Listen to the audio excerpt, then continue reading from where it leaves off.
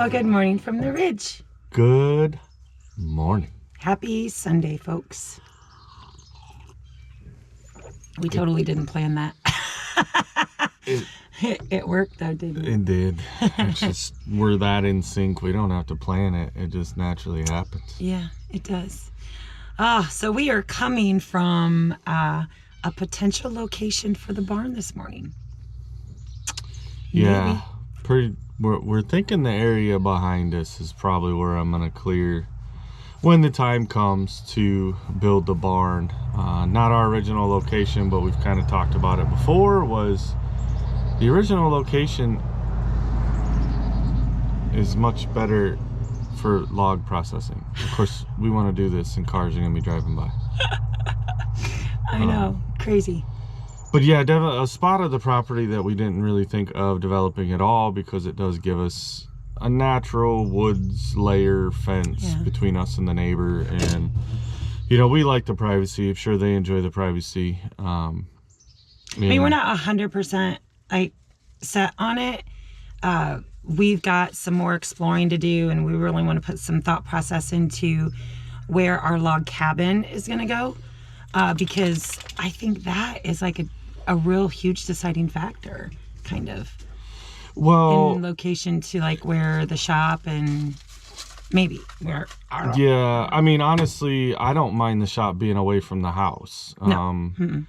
You know, for the future log cabin, and where we are discussing putting that is going to put it away from everything, which is at least everything up here, but still close enough to the road, but far enough back I can cut just enough of a driveway that you'd never see it back in there. And I might just actually come off this driveway. I don't know yet. I mean, I do want another drive over there. But what that looks like with the house, I mean, it might just be kind of a trail system to where, hey, unless you know how to get to our house, you're going to go to the wrong house. I guess, I mean, for me, I kind of always had the mindset that, you know, we definitely need the shop. We need the barn. But my concern, not really a concern, was more of, you see a lot of homesteads or areas, and I've seen them a lot in Ohio, where, you know, you put up this big shop and it's really, really far away from the home, or even somewhere close to the home. And I would watch families come home from work after a long day or whatever, and the men would go directly to the shop, and the women would go in the house and start housekeeping, which isn't a bad thing. I ain't saying that it is, but there's division there. And I guess for me, I kind of want the shop close to where the house is.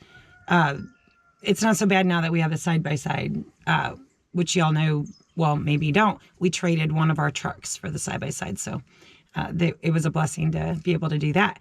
But that was just kind of my thing, was, you know, I just didn't want that division of space so far away from each other, because I enjoy spending time with my handsome man, and having it close by the house kind of gives us that dual purpose.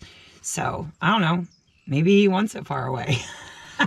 Well, I guess that's where we're the different, you know, relationship and couple than most of your typical traditionals, in the sense that, you know, there's a lot of times where you get a husband and wife, and they're, you know, today's society, let's be honest, and the only way you're going to make it is if you're both working.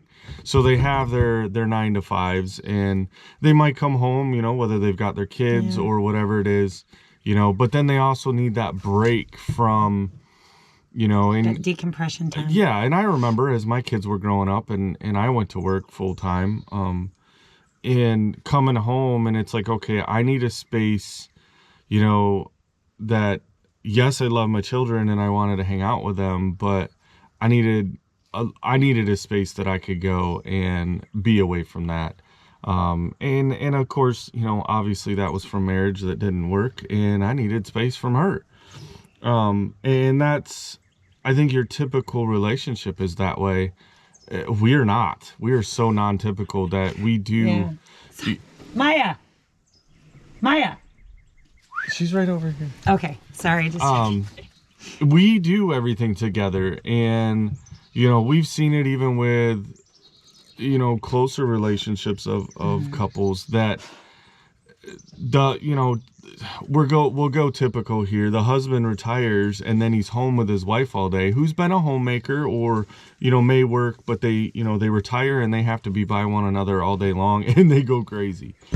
They're like, hey, I love my wife or I love my spouse, but I enjoyed work because it gave me a chance, or there was things about them that they didn't realize because they weren't with them 24/7. Yeah. And I attribute a lot of our relationship because we got together, later. Yeah. I mean, because we certainly did those things, in our younger years. It's crazy how, you grow old and you kind of learn from your past mistakes and truly, we've talked about it before, that's how you learn. And none of us were perfect in our previous marriages. And I think that if you're a smart person, you're going to learn from those and you're not going to repeat those same mistakes. And so I guess, I don't know. And the shop for me is a joint effort, building. It's a dual purpose. I mean, obviously the mechanical stuff, she's not going to be as hands-on with because that's my forte. And, just like you're not going to necessarily see me in there rolling out dough for something. Oh, but wouldn't that be fun? We need to do that. No. Y'all would watch that kind of video, wouldn't you? I'm good. I enjoy the fact that I have a wife that's willing to do that. And it's not for my lack of abilities. I mean, we've kind of talked about it before is, I did spend a lot of time, even in my first 2 marriages, where I was the primary cook. Mm-hmm. And I do enjoy cooking, and now I enjoy it even more in the fact that my cooking is on the grill and it's the outdoor, whatever gets grilled and that kind of stuff. Sorry, we're babysitting our grand pup today again, so I don't know, at this point I'm gonna really throw the fence as to whether is it really babysitting or did we just inherit voluntold into ownership.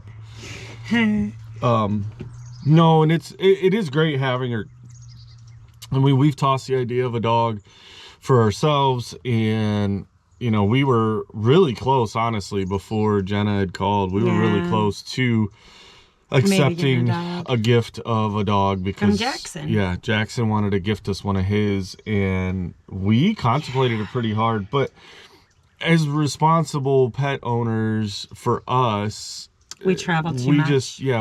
We travel on a whim, and it's not fair to the dog to have to be able to, and I know there's a lot of dogs that travel very, very well, but we're just not those people. We're willy-nilly travelers, so like we don't plan a lot of things. Some things we do. But for the most part, yeah. But it is nice having Maya here on the ridge. I know there was a comment, I can't remember if it was on the coffee chat one or it might have been on the main White Rock site where somebody said, we needed a livestock guardian dog. And I agree with that. When the time comes when we have the goats and hogs and, everything like that. When we have livestock that need protected. Yeah. I mean, Maya, there's no one coming on this property. Trust me. She doesn't even like it when Jason sneaks up on her.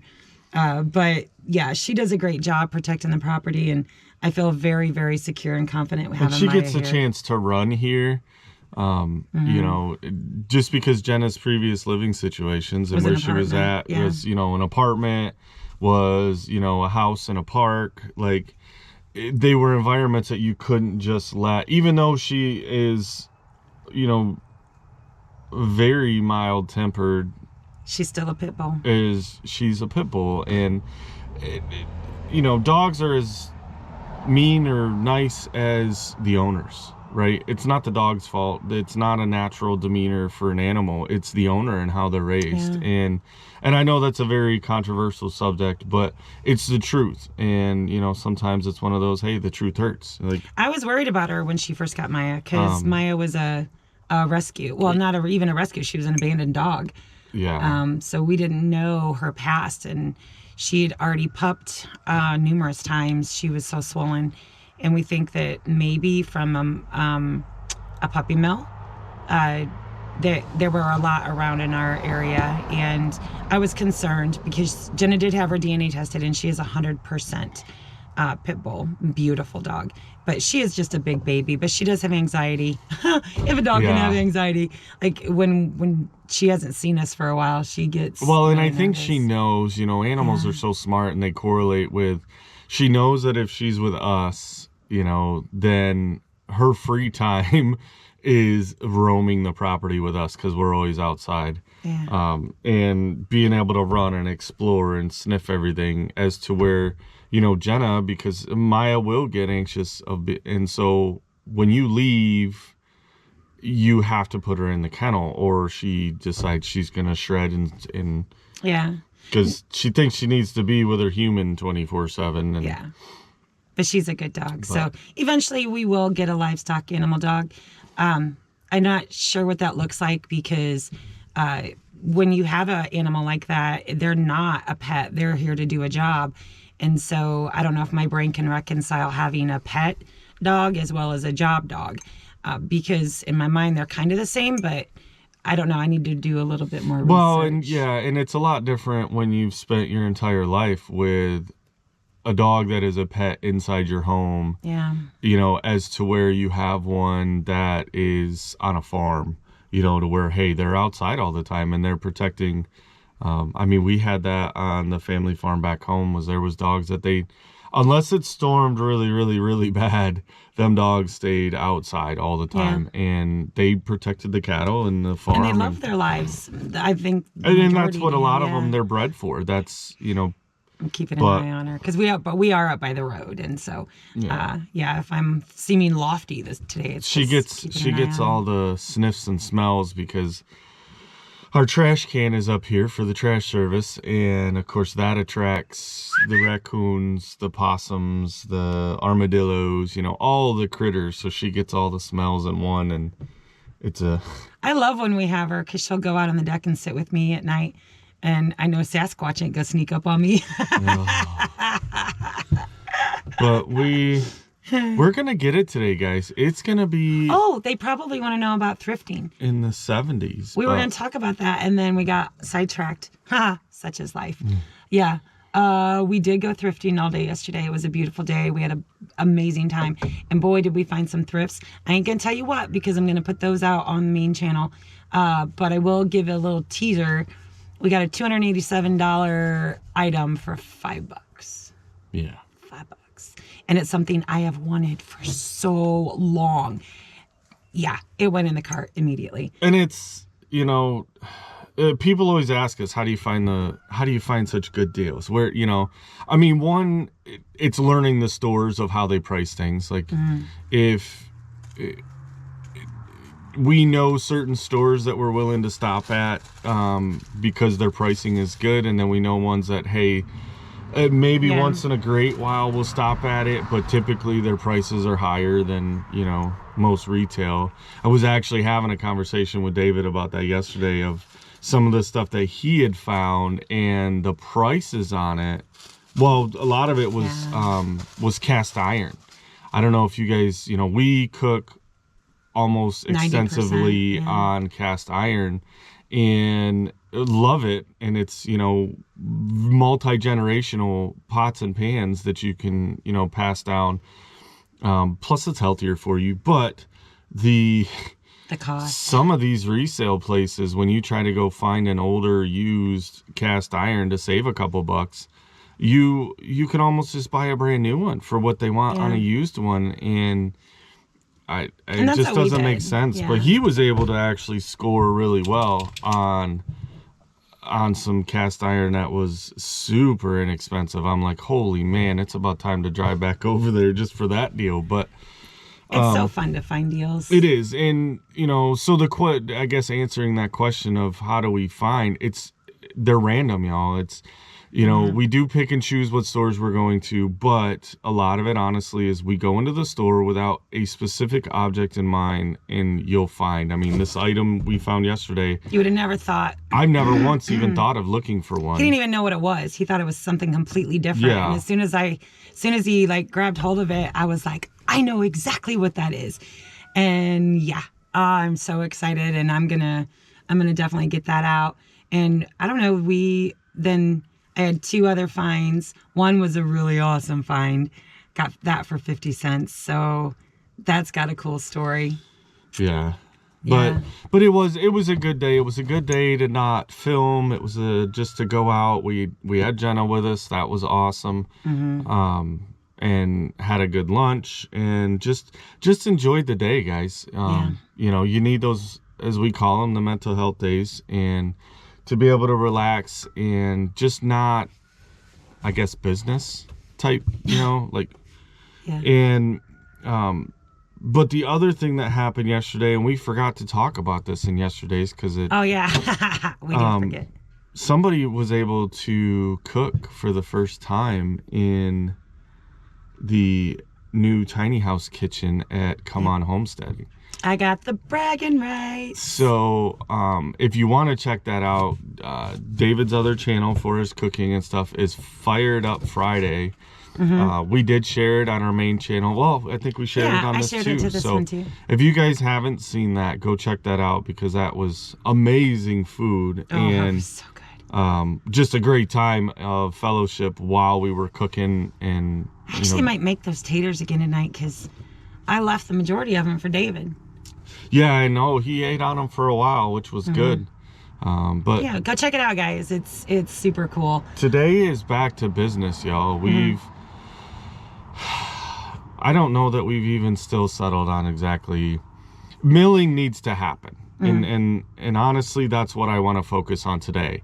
Now, we have enough lumber that we could start working more of the floor of the YouTube studio. And there's a couple boards that we'd already put up that I want to take down now that we have better ones and replace for longevity's sake.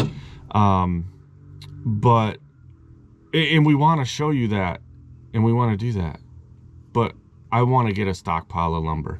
Those logs are not going to get any better shape and condition just sitting there. So I'm pretty sure today we'll see what movie magic Mama can put in, but today's going to be a mill day. We're just going to pop out as many logs and lumber off the mill as we can today. And I know everyone's been waiting for a milling video, and I tell you what, I'm really super proud of us because I was reviewing some of the footage from the other day from us being on the mill.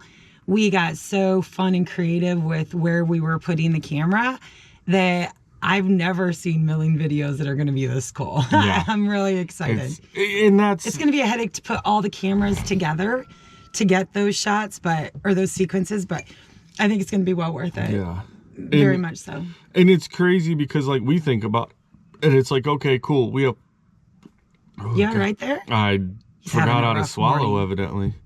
You know, we get bored in it because we're just doing it. We're like, but you all keep requesting more milling, which I think we've only probably put out one on the main channel that we really milled. So we're going to work on getting y'all some really cool footage, hopefully, from that. And then just, you know, obviously summarization of, hey, this is the lumber. We're not tracking necessarily per log just because. We're just trying to get through them. Yeah. But excited to do that. And I got one little modification to the mill I want to try this morning. Okay. See if that's going to work for our composting. Our sawdust collection. And but other than that, y'all, words are not forming. He's having a rough morning because it is still fairly early, and I sprung this on him really early. My poor baby. We're back to that. Like, she's been up for a few hours, so she's ready to go. And I'm like, do I even have shoes on? Can we do that first, maybe? I don't know. I had actually thought about doing today's coffee chat alone, just because I was up so early and the sunrise was so beautiful. And with it being Sunday, you know, you go, well, every day, honestly, you should, is going through those lists of gratitudes and what you're thankful for. And I was so thankful for that beautiful sunrise. It was beautiful. I'll let the cat out of the bag. I rolled over and did see that beautiful orange multicolored sky. And you thought, what? No, I'm just gonna roll back over. And that's exactly what I did. I noticed it was getting light, and I looked out the window over the horizon, and I'm like, ooh, that is gorgeous. I bet that's awesome sitting on the porch having coffee. It was. And you missed the best part because I'm so much more comfortable in this bed, and I went back to sleep. Yeah, no. Because as the sun was coming up, there was this haze that was sitting like mid-ridge, and as he's clearing the back, I didn't want to give away beans, but I think we already said we were doing that. Anyway, back to So there was this haze that was just kind of lingering down in the bowl of the ridge, and with this, y'all, it was so beautiful. So go through your gratuities today and be grateful for so many things. Think about all the positives. Think about how amazing life is. And if there's something that's triggering you to not think it's amazing, identify that and see what you can do to fix it. So with that said. And no matter what your schedule is, guys, make sure you take at least one day a week. You know, I know typically people, it's a Sunday. For us, a Sunday is a work day most of the time. But, you know, take one day a week and just have a you day. Have some relaxation, the mental health time, look at your, you know, attitude, gratitudes, and just be thankful. Be thankful and grateful that you're still above the ground. You're still making someone in their life smile for what you're doing, and then it can make you smile. So, but we're gonna get to work, guys. Well, after Mama goes and makes me some breakfast. I know we actually did this before we did the breakfast. So yeah, if he seemed like he was struggling, he was. So we appreciate you guys. Yes, we do. Thank you all so much. As usual, if you're liking this stuff, give us a thumbs up, guys. It helps it within the YouTube's machine, but it helps get it out there. If they see that you all are enjoying it, they want to push it to get other people to enjoy it. And maybe there's somebody out there that needs to hear, you know, the random messages we have in the morning. So share it out. And if you haven't, hit that subscribe. Maybe even a notification bell. However you want to click it. Click it. Click it. Stick it. Cluck, cluck. All right, guys. We'll see you later. Later.